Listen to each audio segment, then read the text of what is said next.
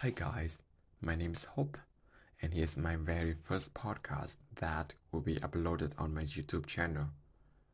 And on this podcast, I will be speaking about different topics, what I'm interested in. And before we get started, I'd like to introduce myself. Again, my name is Hope. I'm from Vietnam, a country in Southeast Asia. Right now, I'm living and studying in Germany. I'm studying renewable energy and energy technique. I'm 26 years old and I can speak Vietnamese, my mother tongue, and German. I've been speaking and using German for over 6 years, so I can speak German quite fluently. And English. I'm speaking English right now. However, my English is not perfect because I'm not practice.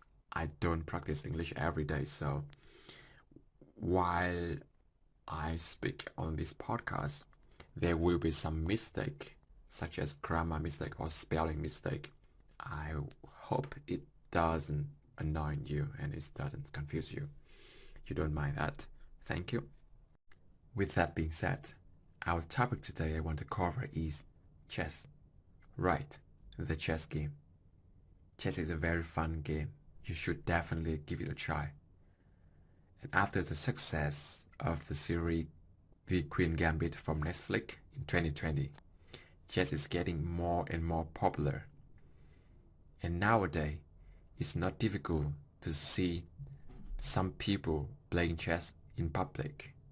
And I myself have been playing chess for almost 2 years, and I've got so many new friends. When people have similarities, they can talk to each other naturally, and therefore they can be friends easily. Before I played chess, I was a person who did everything alone. Like I ate alone, I walked alone, I listened to music alone, I learned alone. Literally everything I did alone. And simply or apparently I was okay with that.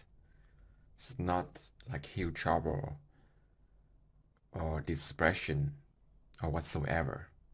But after getting involved in chess, I've got new friends and I realize their perspective of seeing the life as different than me. Right now, my life is more colorful than before. That I can see my life now different than before. And somehow I think that my current life now is meaningful, more meaningful than before, after having friends through chess. And that is one of the reasons why you should try some new hobbies, or in this case, chess. Alright, now we jump right into chess. Exactly. How chess work. And I will provide you some fundamentals of chess. I think most of you already saw a chessboard before and even know the basic rules how the pieces work and move. So the chessboard has 64 squares. Each player has 16 pieces, 8 pawns and 2 rooks, 2 knights, 2 bishops, 1 queen and 1 king.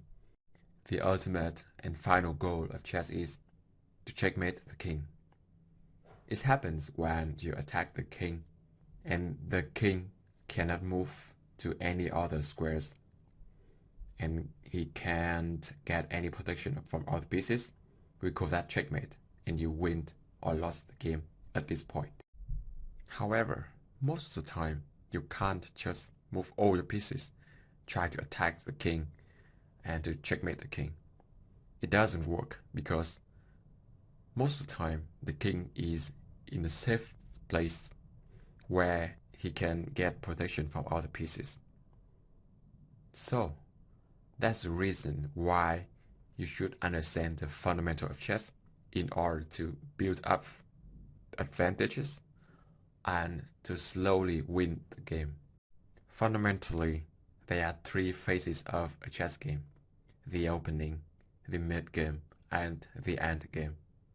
In the opening, the game is just started, and you have three goals to do in the opening. First, to control the center of the board. The center of the board is considered as four squares: e4, d4, e5, and d5. The second goal in the opening is to develop your pieces, such as the knight and the bishop. Bring them to a better square compared to their place at the very beginning. And the third one, also the most crucial one in the opening, is to bring your king in safety place, usually by castling the king and rook. Remember, in the opening phase, you only have three jobs: to control the center, to develop your pieces, and to bring your king to safety place by castling. That's all what you want to do and should do in the opening. The second phase is the middle game. After putting your king in the safety place and developing your pieces, now you and your opponent are very ready for the real fight. It's like in boxing, the door shut, and what you try to do is to attack the opponent and to punch right on their face. I just compared to boxing, you should not punch them on the face, it's illegal.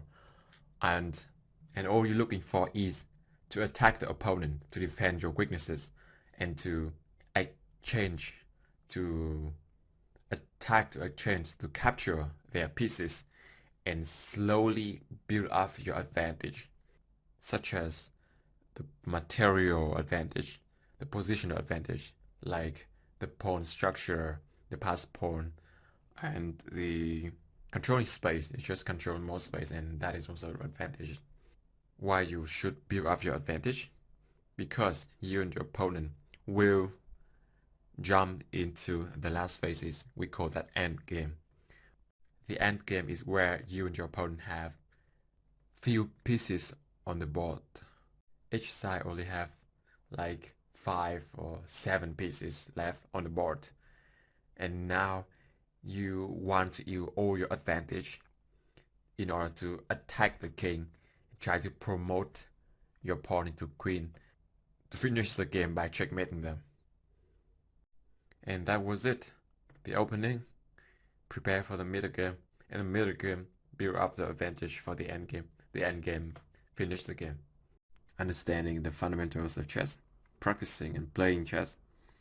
After each game, you should analyze your game to see your mistakes, to see what you could have done better. And slowly but surely, you will get better at chess. That was it. I hope you enjoyed the podcast today. I hope you will have fun and more friends through chess. Bye. Take care.